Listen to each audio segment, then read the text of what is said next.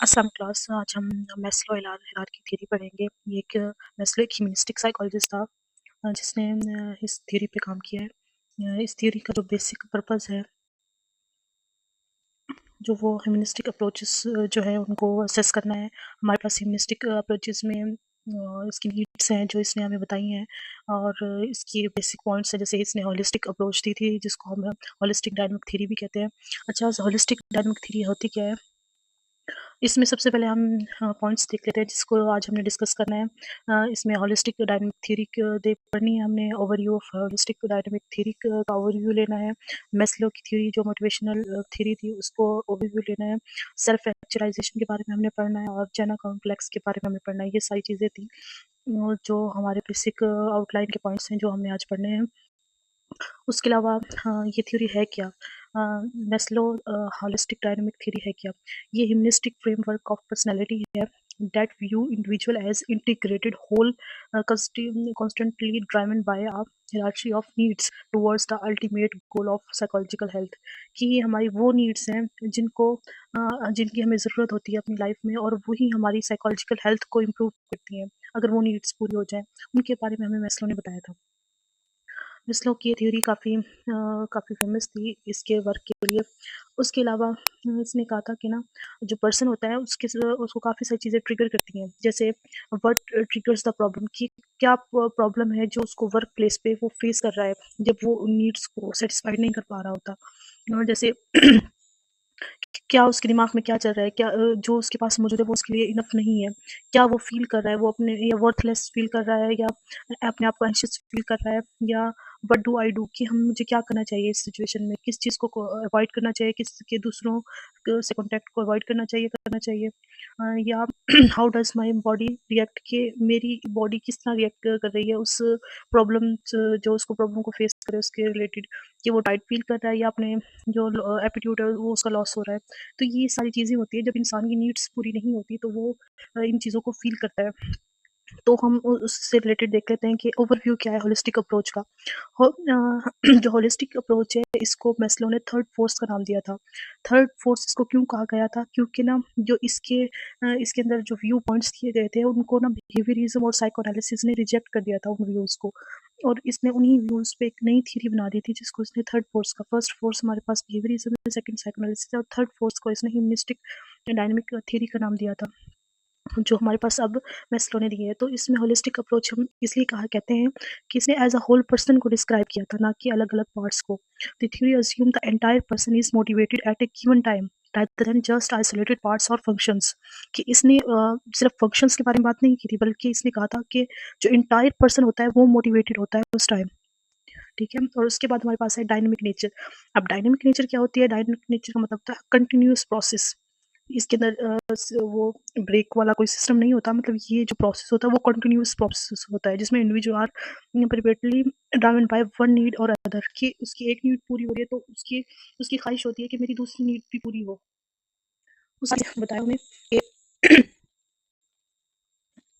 उसके अलावा इसने हमें पोटेंशियल हेल्थ के बारे में बताया था कि पोटेंशियल हेल्थ होती क्या है। पोटेंशियल हेल्थ जो होती है, इसने एम्फेसिस किया था आर ह्यूमन्स आर इनहेरिटेड, जो हर इंसान होता है वो इनहेरिटेडली उसके अंदर जो पोटेंशियल होता है वो ग्रोथ और हेल्थ दोनों इनहेरिटेड होते हैं। और ये इसने एम्फेसिस किया था कि ये इन्हें माशरे से नहीं मिलता, ये एक्सटर्नल एनवायरनमेंट से नहीं मिलता, बल्कि ये सारी चीज़ें इंसान के अंदर इनहेरिटेड होता है कि वो उनकी केयर किस तरह करता है। नेक्स्ट हमारे पास है मैस्लो की व्यूज़ ऑफ मोटिवेशन, की उसने मोटिवेशन व्यूज़ हमें किस तरह दी थी। कि मैस्लो ने ना 5 बेसिक कैटेगरीज़ नीड्स की हमें डिस्क्राइब की थी, जिसको स्ट्राइविंग नीड्स भी कहते हैं, और इन नीड्स को अरेंज किया था एक फॉर्म है जिसको प्रोस्पेरेंसी कहते हैं, जिसका मतलब होता है लोअर लेवल नीड्स, कि हर चीज़ मतलब ऊपर से स्टार्ट नहीं होती है नीड्स, बल्कि नीचे से लोअर लेवल से ये स्टार्ट होती हैं।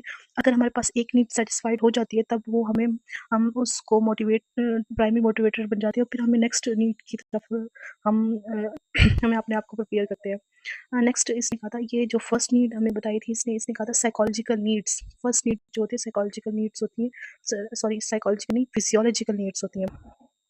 फिजियोलॉजी मतलब जो हमारी ह्यूमन बॉडी की जो बेसिक चीज़ें होती हैं जिनके बगैर हम ज़िंदा नहीं रह सकते, उनको हम फिजियोलॉजिकल नीड्स कहते हैं। जैसे वाटर, फूड, ऑक्सीजन, ये मोस्ट प्रोपोर्टेंट एलिमेंट्स होते हैं हमारी लाइफ के, जिनको सेटिस्फाइड करना बहुत ज़रूरी होता है। अगर ये एलिमेंट्स से हमें सेटिस्फाइड नहीं कर सकते तो हम फर्दर आगे नहीं बढ़ सकते।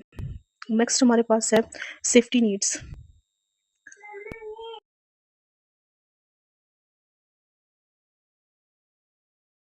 स्टीम नीड, जो सेल्फ स्टीम नीड कहते हैं, जब इंसान के पास ये सारी नीड्स पूरी हो जाती हैं तो वो उसकी एक सेल्फ बन जाती है जो उसको कॉन्फिडेंस कॉम्पिटेंस देती है, तो उसको हम सेल्फ रिस्पेक्ट बोलते हैं। अगर कोई इंसान को कुछ गलत कह देता है तो वो हर्ट फील करता है। जब उसकी सारी नीड्स पूरी हो रही होती हैं, इन केस अगर उसकी नीड्स पूरी नहीं होती, अगर वो कुछ बोल भी देता है तो वो अपनी नीड्स पूरी करने के लिए अपनी सेल्फ रिस्पेक्ट को नहीं होती उनके अंदर इतनी ज़्यादा कि वो उसको मैंने मतलब उसको फोकस करे। जब उसकी सारी नीड्स पूरी होती हैं तो वो चाहता है कि उसकी कोई दूसरे इंसान उसकी रिस्पेक्ट करे, उसको कोई वो स्टेटस मिले जो दूसरों को मिला हुआ है, उस स्टेज पे जो उस वो पहुंचा है। तो ये इसको हम स्ट्रीम नीड्स बोलते हैं। उसके बाद हमारे पास है सेल्फ एक्चुअलाइजेशन नीड्स। जब इंसान की ये फोर सारी नीड्स पूरी हो जाती है, इनको स्टाइमिंग नीड्स बोलते हैं, तो उसकी जो सेल्फ होती है वो एक्चुअलाइज कहलाती है। मतलब वो उसका फाइनल लेवल होता है, उसने उस स्टेज पे सब कुछ हासिल कर लिया होता है। उसको रियलाइजेशन होती है कि उसके अंदर वो सारा पोटेंशियल है, जो उसने वो सारी चीज़ नीड्स हासिल की हैं, और वो अब इस स्टेज पे होता है कि अब उसको किसी और चीज़ की ज़रूरत नहीं होती। उसको हम सेल्फ एक्चुअलाइजेशन नीड्स कहते हैं। ये फुल ऑफ रिस्पॉन्सिबिलिटीज़ की नीड्स है, जिसमें उसने अपने सारे गोल्स अचीव कर लिए होते हैं स्टेज पे। नेक्स्ट हमारे पास है इसको हम देख लेते हैं, इसकी स्ट्रक्चर को जो हमें इन्होंने बताई है। देखिए, सबसे पहले हम नीचे से स्टार्ट करते हैं। साइकोलॉजिकल जो फिजियोलॉजिकल नीड्स हैं, जो फिजियोलॉजिकल नीड्स हैं इसके बारे में मैस्लो ने बताया है कि ये हमारी बेसिक नीड्स हैं।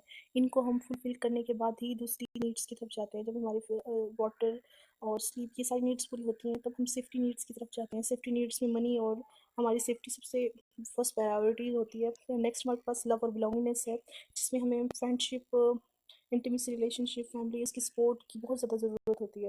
उसके बाद है सेल्फ स्टीम। सेल्फ स्टीम जो होती है इंसान की सेल्फ होती है, उसका कॉन्फिडेंस, उसके अचीवमेंट जो उसने अचीव कर लिया होता है, और उसको जब वो उसको रिस्पेक्ट और दूसरों की रिस्पेक्ट, ये सब कुछ वो इस स्टेज से सीखता है। उसके बाद है सेल्फ एक्चुअलाइजेशन। जब वो ये सारी चीज़ें अचीव कर लेता है, जैसे morality, creativity, response, problem solving, lack of prejudice, ये सारी चीज़ें जो होती है सेल्फ एक्चुअलाइज बनाती है इंसान को। और यही हमारे पास फिजियोलॉजिकल नीड्स हैं, और ये सारी पॉजिटिव नीड्स हैं। जब एक को वो क्वालिफाई कर लेता है तो उसके अंदर डिज़ायर होती है कि वो दूसरे को नीड को क्वालिफाई करे। ये सारी नीड्स जो हायरार्की नीड्स हैं, ये मैस्लो ने दी थी, 1954 में दी थी। इसलिए इनको नीड्स को इसने नाम दिया था हायरार्की ऑफ नीड्स का। और ये इसको जिस बुक में इसने इसको एक्सप्रेस किया था, उसको उस बुक का नाम था मोटिवेशन एंड पर्सनैलिटी।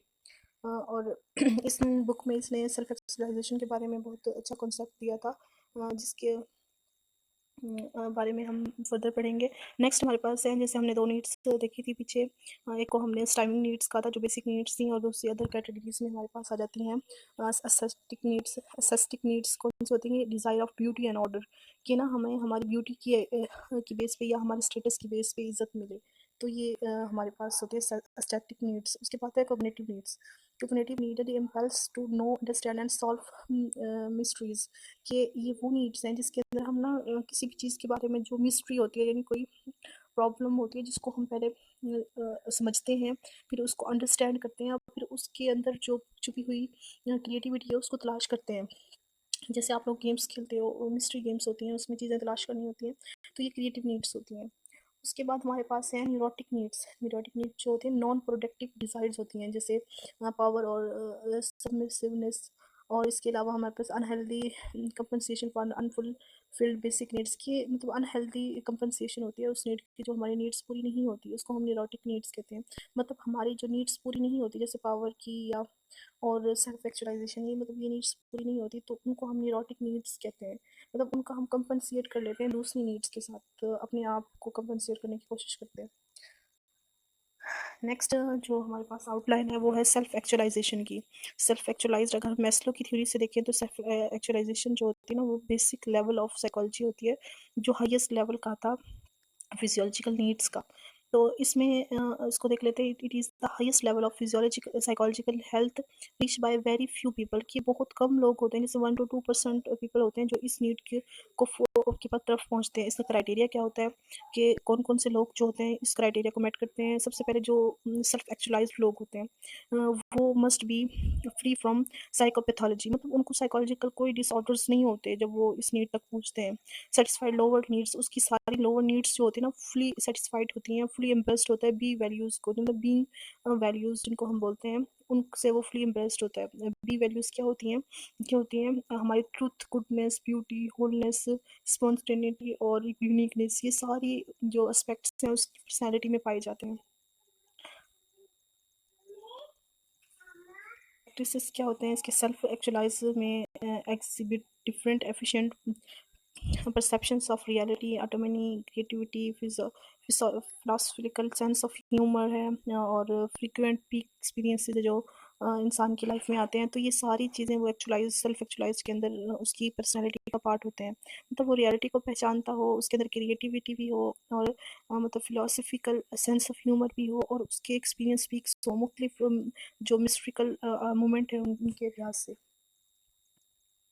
उसके अलावा हमारे पास जो ये लेवल है उसको जो अचीव करने के लिए हमारे पास जो नेक्स्ट इन्होंने बताया है वो है जोना कॉम्प्लेक्स। जोना कॉम्प्लेक्स क्या होता है, जब हम अपने आप के अंदर मतलब फियर होता है कि हम उस रिस्पॉन्सिबिलिटी को पूरा पूरा नहीं कर पाते, तो वो हमारा जोना कॉम्प्लेक्स कहलाता है। जो Jonah complex is the fear of being और डूइंग वन बेस्ट, कि हमें हमारे अंदर एक खौफ होता है कि हम क्या अच्छा कर पाएंगे या नहीं कर पाएंगे, यानी रिस्पॉन्सिबिलिटीज से वो लोग भागते हैं।